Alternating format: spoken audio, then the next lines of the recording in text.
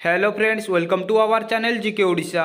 मु आज आपण पाई इंपोर्टेंट जीके क्वेश्चन नहीं आसी जो मैंने ओ ट्रिपल एससी एग्जाम प्रिपरेशन होती जो मैंने ओडिशा गवर्नमेंट जेकोसी एग्जाम प्रिपरेशन होती से भिडियोटी बहुत बहुत गुरुत्वपूर्ण रहिबो।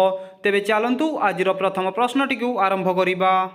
केते ख्रीष्टाब्द इंग्रेज मानकु बंगदेश रे वाणिज्य करने स्वतंत्र सुविधा मिलिथिला? एहार सठिक उत्तरटी हेउची ऑप्शन ए 1717 ख्रीष्टाब्द। 1717 ख्रीष्टाब्द इंग्रेज मानकु बंगदेश रे वाणिज्य करने स्वतंत्र सुविधा मिलिथिला। फरासी ईस्ट इंडिया कंपनी केते ख्रीष्टाब्द गठित होइथिला? एहार सठिक उत्तरटी हेउची ऑप्शन डी 1664 ख्रीष्टाब्द। 1664 ख्रीष्टाब्द फरासी ईस्ट इंडिया कंपनी गठित होइथिला। यूरोपीय मानक मध्यरे भारत को जलपथ आविष्कार करिबारे केउमाने सबुठारु आगुआ थिले? एहार सठिक उत्तरटी हेउची ऑप्शन बी पोर्तुगीज। यूरोपीय मानक मध्यरे भारत को जलपथ आविष्कार करिबारे पोर्तुगीज माने सबुठारु आगुआ थिले। भारत रे दिनामार माने केउठारे वाणिज्य कोठीमान स्थापन करिथिले? एहार सठिक उत्तरटी हेउची option B Bangar Shrirampur.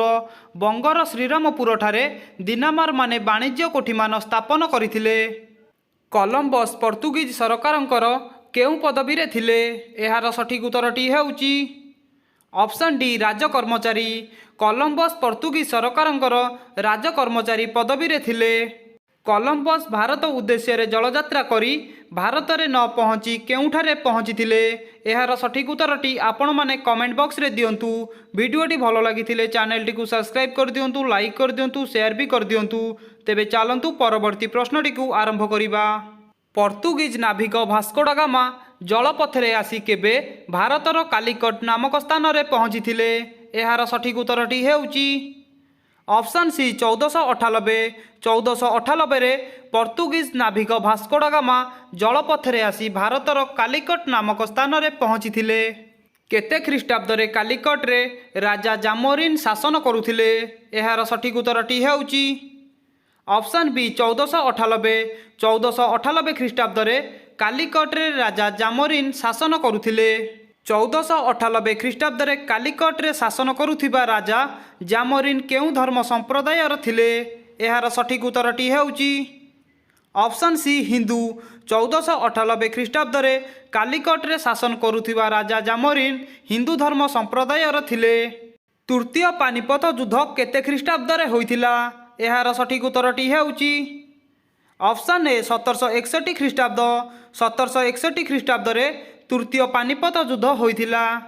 Columbus जलयात्रा करी अमेरिका रे पहुँचीबार केते वर्ष परे पोर्तुगीज नाविक भास्को डा गामा भारत को जलपथ आविष्कार करिबा पई उद्यम करिथिले? एहार सठिक उत्तरटी हेउची ऑप्शन बी 6 वर्ष। 6 वर्ष परे पोर्तुगीज नाविक भास्को डा गामा भारत को जलपथ आविष्कार करिबा पई उद्यम करिथिले? केते ख्रीष्टाब्द कन्स्टान्टिनोपेल ऑटोमान तुर्की मानक द्वारा अधिकृत होइथिला?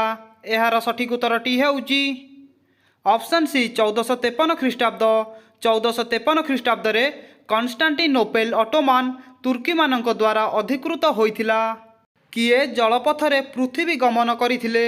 एहार सठिक उत्तरटी हेउची option D Francis Drake. Francis Drake जलपथरे पृथ्वी गमन करिथिले। प्रथम कर्नाटक समर केउ समय मध्यरे संगठित होइथिला? एहार सठिक उत्तरटी हेउची ऑप्शन बी 1664 रु 1715 ख्रीष्टाब्द मध्यरे प्रथम कर्नाटक समर संगठित होइथिला। केते ख्रीष्टाब्द ऑटोमान तुर्की माने कन्स्टान्टिनोपेल अधिकार करिबारु भारत सह यूरोपर वाणिज्य कारोबार रे बाधा प्राप्त हैला? एहार सठिक उत्तरटी हेउची ऑप्शन ए 1435 ख्रीष्टाब्द। 1435 ख्रीष्टाब्द ऑटोमान तुर्की माने कन्स्टान्टिनोपेल अधिकार करिबारु भारत सह यूरोपर वाणिज्य कारोबार रे बाधा प्राप्त हैला? काहार राजस्व काल रे इंग्लैंड इतिहास रे सुवर्ण युग रूपे प्रसिद्ध? एहार सठिक उत्तरटी हेउची ऑप्शन डी रानी एलिजाबेथ। रानी एलिजाबेथ राजस्व काल रे इंग्लैंड इतिहास रे सुवर्ण युग रूपे प्रसिद्ध? डच माने ओडिशार केउ स्थान रे वाणिज्य केंद्र स्थापन करिथिले? एहार सठिक उत्तरटी हेउची ऑप्शन सी बालेश्वर। ओडिशार बालेश्वर जिले में डच माने वाणिज्य केंद्र स्थापन करथिले। ପର୍ତ୍ତୁଗୀଜ ମାନେ କେତେ ବର୍ଷ ଧରି ଭାରତରେ ବାଣିଜ୍ୟ କ୍ଷେତ୍ରରେ ପ୍ରଭାବ ବିସ୍ତାର କରିଥିଲେ? ଏହାର ସଠିକ ଉତ୍ତରଟି ହେଉଛି ଅପସନ୍ ବି 100 ବର୍ଷ। ପର୍ତ୍ତୁଗୀଜ ମାନେ 100 ବର୍ଷ ଧରି ଭାରତରେ ବାଣିଜ୍ୟ କ୍ଷେତ୍ରରେ ପ୍ରଭାବ ବିସ୍ତାର କରିଥିଲେ। କେଉଁମାନେ ଡଚ୍ ନାମରେ ପରିଚିତ? ଏହାର ସଠିକ ଉତ୍ତରଟି ହେଉଛି ଅପସନ୍ ଏ ହଲାଣ୍ଡର ଅଧିବାସୀ। ହଲାଣ୍ଡର ଅଧିବାସୀ ଡଚ୍ ନାମରେ ପରିଚିତ। କେଉଁ ଦେଶର ଅଧିବାସୀଙ୍କୁ ଦିନାମାର କୁହାଯାଏ?